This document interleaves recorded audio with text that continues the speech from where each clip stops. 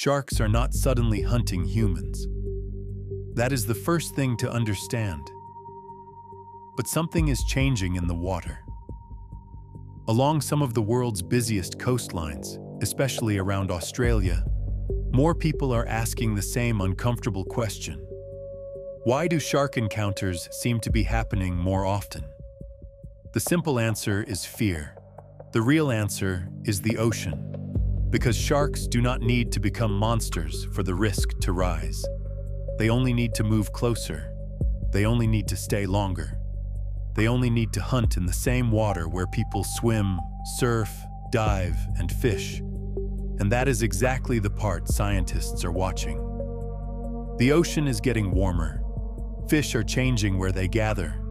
Sharks are following them. And humans are spending more time in the same coastal zones.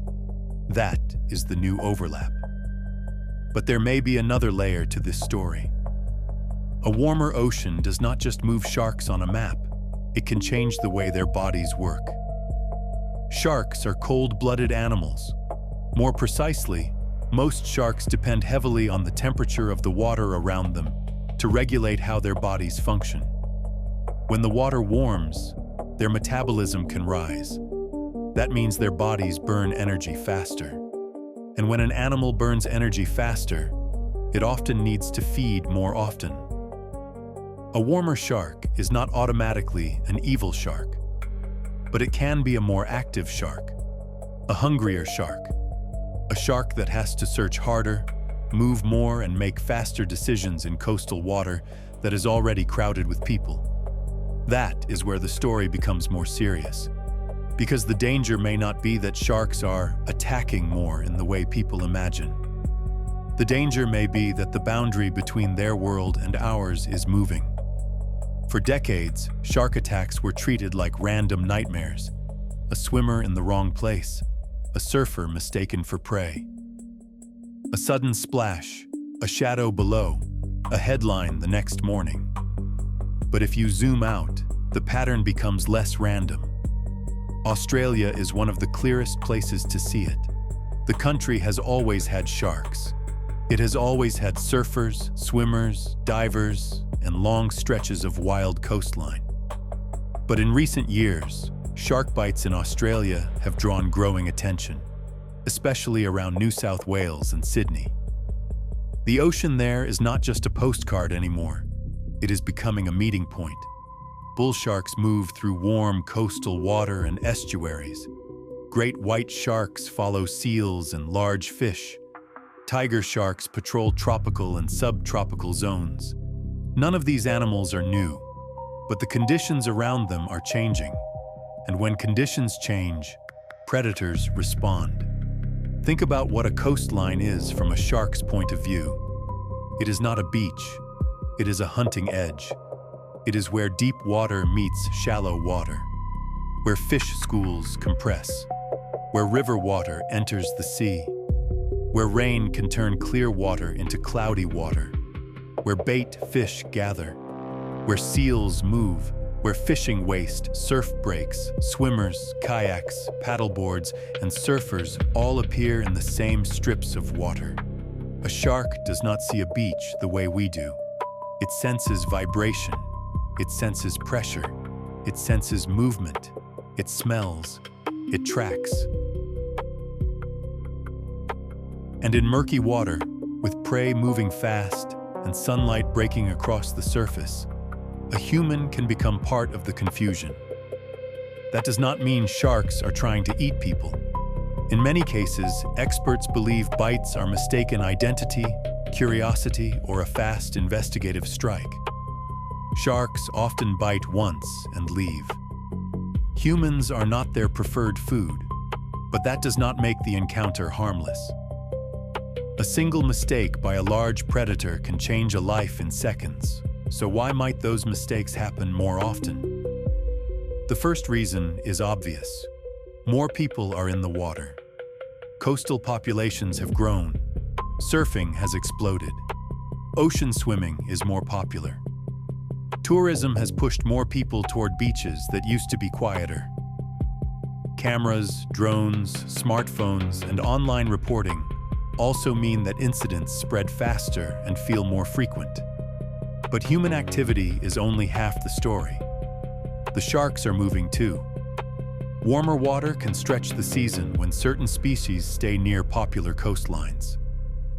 Around Sydney, researchers tracking bull sharks have found that warmer conditions can keep them in local waters longer than before.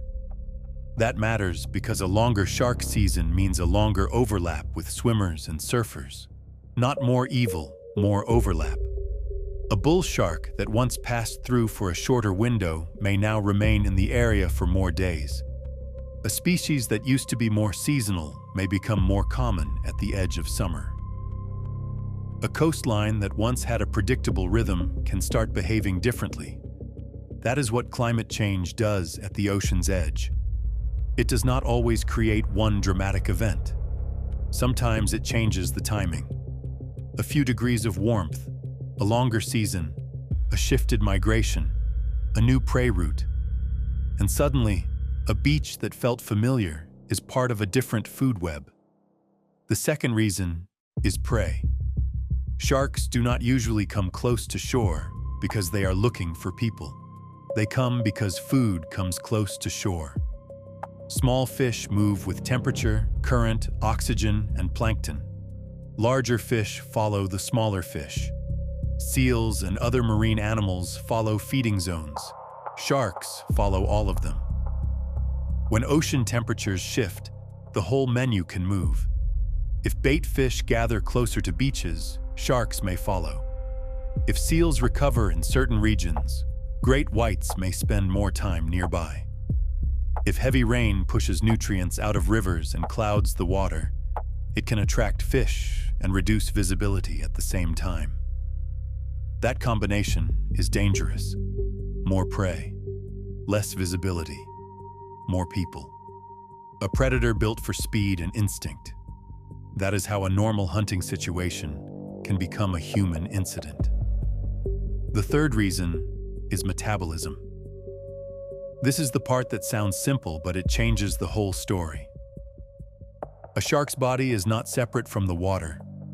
Temperature influences how fast its muscles work, how much oxygen it needs, how often it must feed, and how far it can travel efficiently.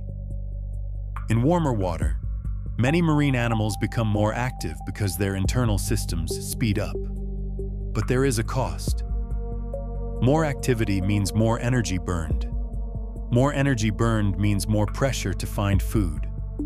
So when the ocean warms, some sharks may not simply move into new areas. They may also behave differently once they are there. They may hunt over longer periods. They may follow prey more aggressively. They may take more risks near shore. They may enter feeding situations where a fast decision matters. That does not mean every shark becomes more dangerous in every warm ocean. Biology is never that clean. Every species has limits. If water gets too warm, sharks may avoid it.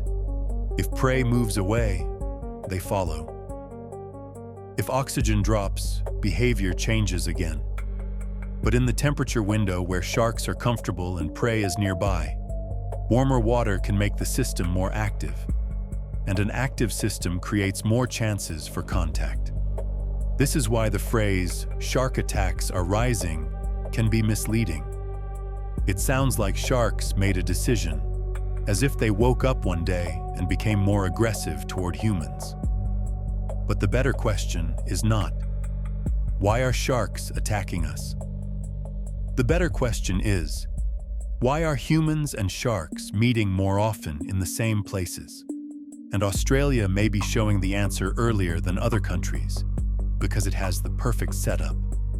Warm currents, major coastal cities, a massive surf culture, long beaches, river mouths, large shark species, tourism, fishing, and changing ocean conditions. Put all of that together, and the risk does not need to explode to become noticeable. It only needs to rise enough for people to feel that something has changed.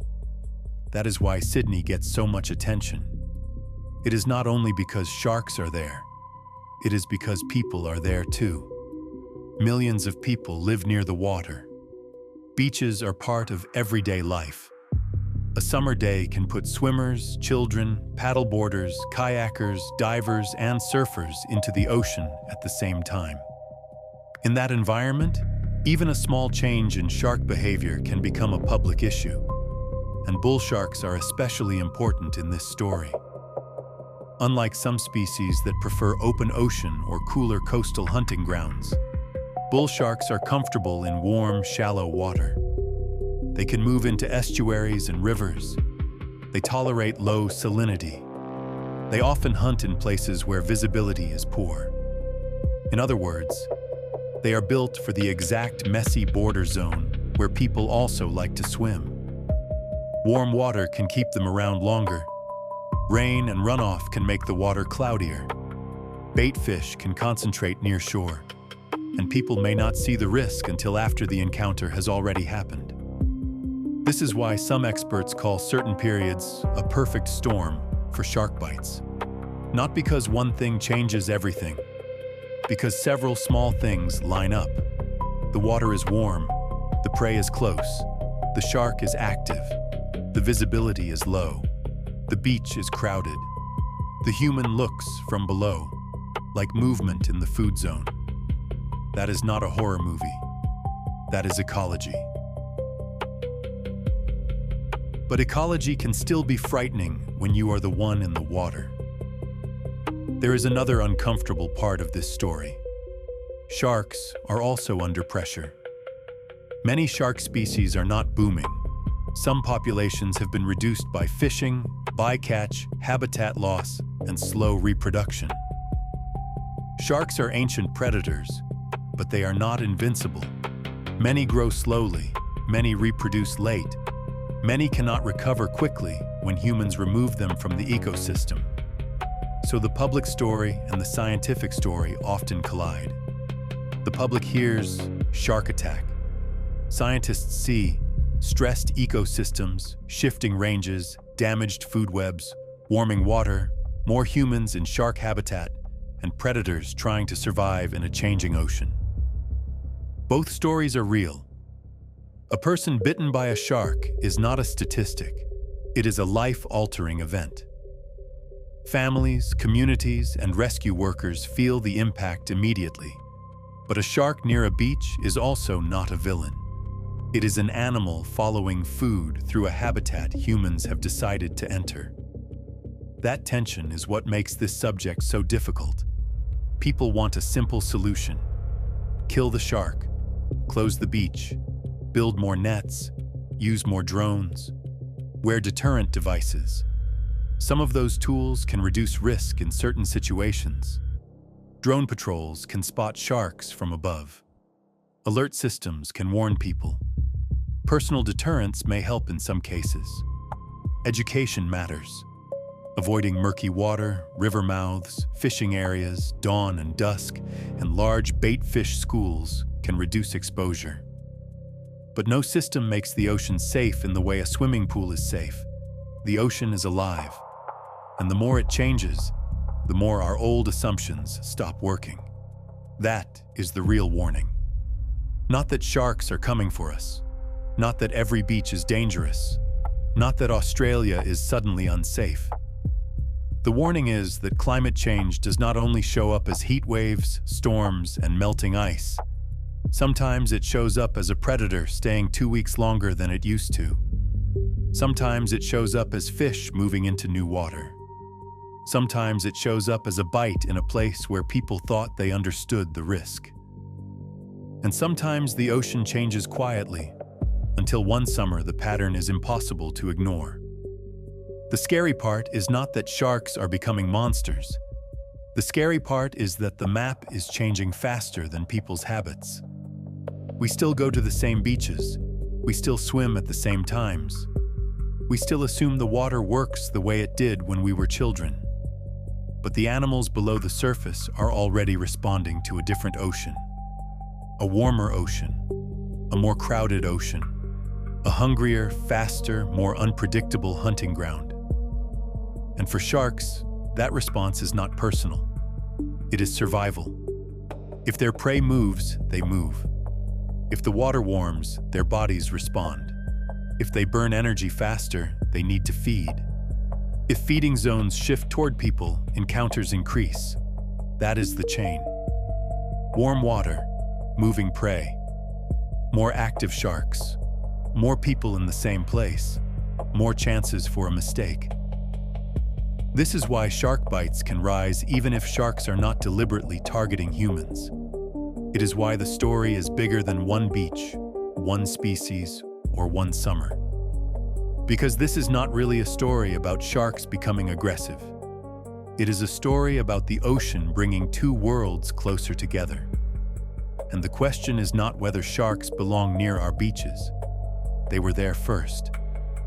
The question is whether we are ready to understand the new ocean we are entering. Because the next shark warning may not begin with a fin in the water. It may begin with a temperature line on a chart. A school of fish moving south.